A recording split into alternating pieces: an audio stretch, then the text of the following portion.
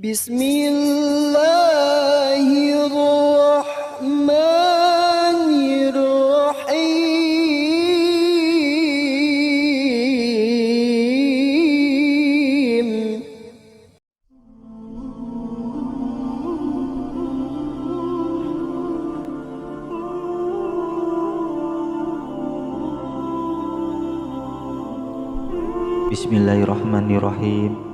Assalamualaikum warahmatullahi wabarakatuh. Alhamdulillahirabbil alamin. Bersyukur kita berjumpa kembali di video ini. Salawat dan salam semoga senantiasa tercurah kepada junjungan kita Nabi besar Muhammad SAW, yang membawa dan menerangi hati nurani kita menjadi cahaya bagi segala perbuatan mulia. Dan insya Allah kita semua termasuk umat Nabi Muhammad SAW hingga akhir zaman.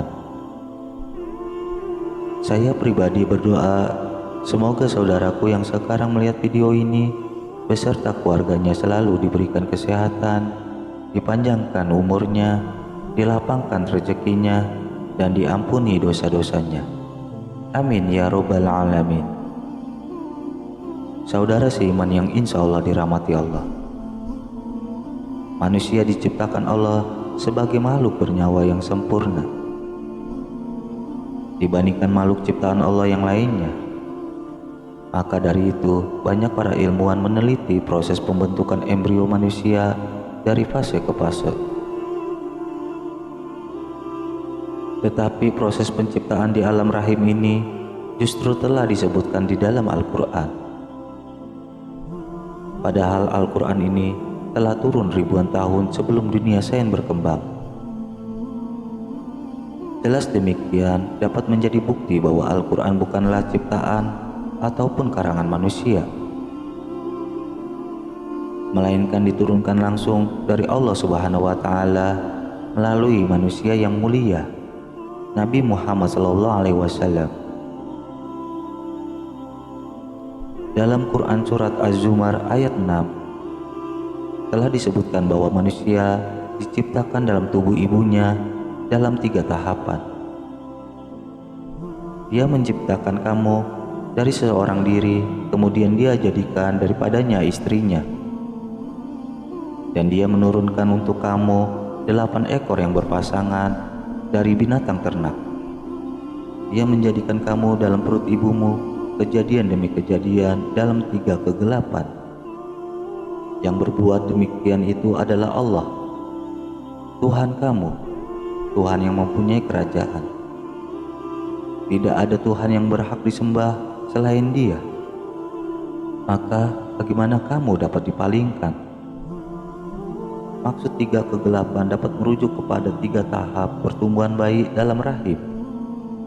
Hal tersebut telah dibuktikan dengan adanya perkembangan sains. Maka 3 tahapan tersebut, tahapan pertama atau pre-embryotik, proses penciptaan manusia fase yang pertama ini, zigot tumbuh membesar melalui pembelahan sel, kemudian menjadi segumpalan sel yang membenamkan diri pada dinding rahim.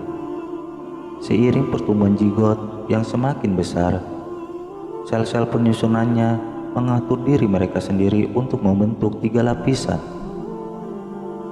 Tahap kedua atau embriotik, proses penciptaan manusia fase kedua ini berlangsung 5,5 minggu. Bayi pada tahap ini disebut embrio. Pada tahap ini organ dan sistem tubuh bayi mulai terbentuk dari lapisan-lapisan sel tersebut. Dan tahap ketiga atau fetus, proses penciptaan manusia fase yang ketiga dimulai sejak kehamilan bulan 8 hingga kelahiran. Pada tahap ini, bayi telah menyerupai manusia dengan wajah, kedua tangan, dan kakinya. Meskipun pada awalnya memiliki panjang hanya 3 cm, kesemua organnya sudah jelas. Tahap ini berlangsung selama kurang lebih 30 minggu dan perkembangan berlanjut hingga minggu kelahiran.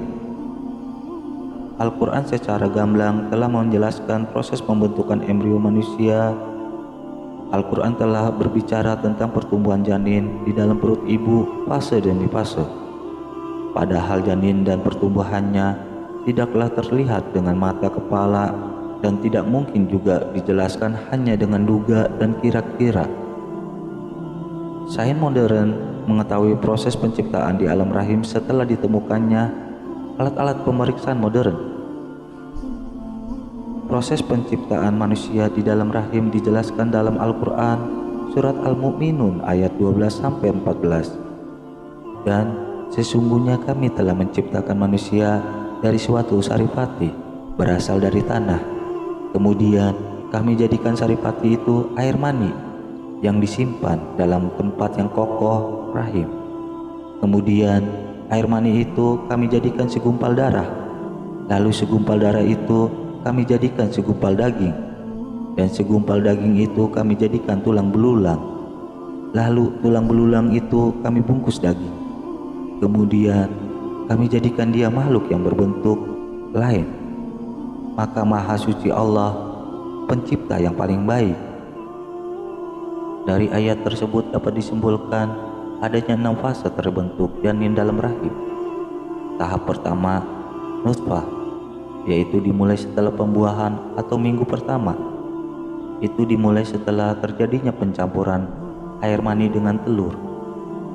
Allah berfirman dalam Al-Quran, yaitu, sesungguhnya kami telah menciptakan manusia dari setetes mani yang bercampur, yang kami hendak mengujinya dengan perintah dan larangan.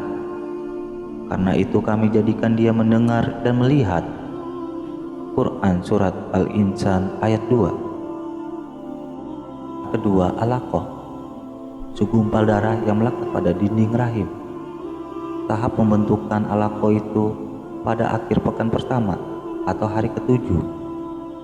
Pada hari ke-7 telur yang sudah dibuahi itu akan tertanam di dinding rahim koral makin.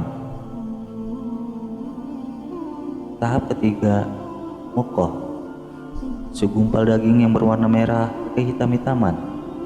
Pembentukan muqah terjadi pada minggu keempat. Tahap keempat, izam dan laham.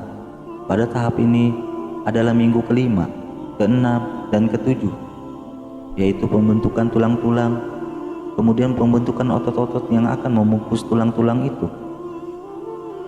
Tahap kelima, nas'ah khalqan akhar. Pada tahap ini, yaitu pada minggu ke-8, pembentukan menjadi janin. Pada bulan ketiga janin telah terbentuk dengan sempurna. Tahap ke-6, nafkhur ruh, yaitu tingkat peniupan roh. Kemudian Allah menetapkan qadar kepada manusia di dalam rahim. Qadar yang ditetapkan oleh Allah ada 4: umur, rezeki, bahagia, dan sengsara.